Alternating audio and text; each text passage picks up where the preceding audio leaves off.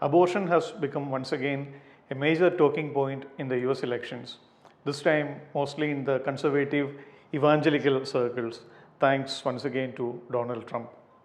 Recently, Trump was on the NBC News and the issue of abortion came up. The interviewer wanted Trump's comments on the Florida ballot initiative, which would overturn the controversial abortion ban beyond 6 weeks imposed by the state. The ballot measure would override the ban and enshrine abortion rights into Florida's state constitution. Trump said he would support the ballot initiative, indicating that he has changed his position on abortion yet again. 2 days later, at a campaign event in Michigan, which is a key battleground state, Trump also pledged to make in vitro fertilization, that IVF treatment, free for all women, presenting himself as a champion of reproductive rights. He said he would require the government, the federal government, or even insurance companies to cover all costs associated with IVF treatment. And the pushback was almost instantaneous and also very intense. Pro-Life America, which is an NGO that seeks to ban abortion, it said that Trump's new statements had completely undermined his position in the elections. The Southern Baptist Theological Seminary in Kentucky said Trump looked determined to undermine and alienate his pro-life supporters. Students for a Life in America said Trump did not want to be pro-life anymore. Alarmed, Trump was quick to back down. There was a very quick U-turn as he clarified that he supported the abortion ban in Florida and that he would vote against the ballot measure which will come up along with the presidential elections in November. Coming from Donald Trump, such U-turns are not surprising. In 1999, during an NBC interview, he said he was very pro-choice. 12 years later, addressing a conservative conference, he said he had become pro-life. During the 2016 presidential primaries, his rival Republican candidates actually raised these contradictions, and Trump told them that his position on abortion had evolved. And after winning the presidential nomination in 2016, he said he has become a staunch opponent of abortion rights. He even spoke about imposing penalties for women who underwent the procedure. As president, Trump installed 3 conservative justices to the Supreme Court, which gradually led to the overturning of the famous Roe versus Wade, the 1973 judgment that offered legal protection for abortions.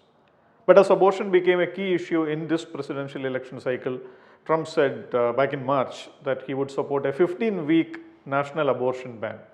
He contradicted himself almost immediately, saying that only states should have the power to regulate the procedure. Clearly, Trump's flip-flops have made it very difficult for voters and analysts to ascertain where he stands on this particular issue. It has also made him hugely unpopular among women, especially with the Democrats replacing Joe Biden with Kamala Harris, who is known for her pro-choice credentials.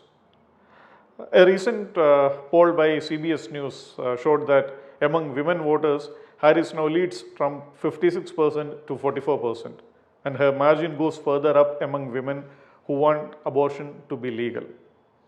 The Harris campaign has made it clear that she supports abortion until fetal viability, which happens between 22 to 24 weeks into the pregnancy. Following the Trump U-turn on the Florida ballot initiative, the Harris campaign launched a 50-stop reproductive freedom bus tour. Incidentally, the tour kicked off from Florida, which the strategist for Harris said was a happy coincidence for them.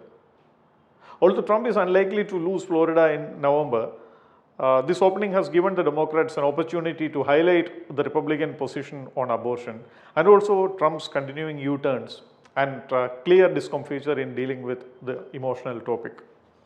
The Harris team was also quick to challenge Trump's newfound enthusiasm for IVF coverage by pointing out that the Republican manifesto adopted during the party convention in Wisconsin promised 14th Amendment protection to fetal personhood. It would make IVF procedures and also hormonal birth control procedures difficult or perhaps even illegal. While Trump's shifting views on abortion are unlikely to help him win over moderate and independent voters, it could alienate the conservative constituency. At the moment, most pro-life leaders in the Trump camp are staying with him as they believe that the alternative would be disastrous for them. Many of them hope that Trump's U-turns and flip-flops are just election stunts and nothing more. However, a large number of conservative and religious voters would be unhappy with such messaging inconsistency and may opt to sit this election out. In swing states, it could make a big difference, spoiling Trump's chances. More alarming for Trump is the fact that apart from Florida, 10 other states, including the key swing states like Arizona and Nevada, they have similar ballot initiatives on abortion along with the presidential elections. According to a New York Times survey, up to a quarter of voters in swing states say that abortion will be the top issue influencing their votes in November, which is nearly on par with immigration.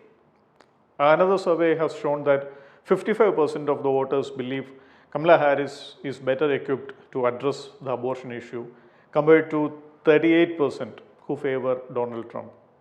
Harris has effectively strengthened her support among a diverse group of voters, particularly young Black and Hispanic voters, which has helped her build a growing lead over Trump, especially after the transition which happened after Biden chose to opt out of the race.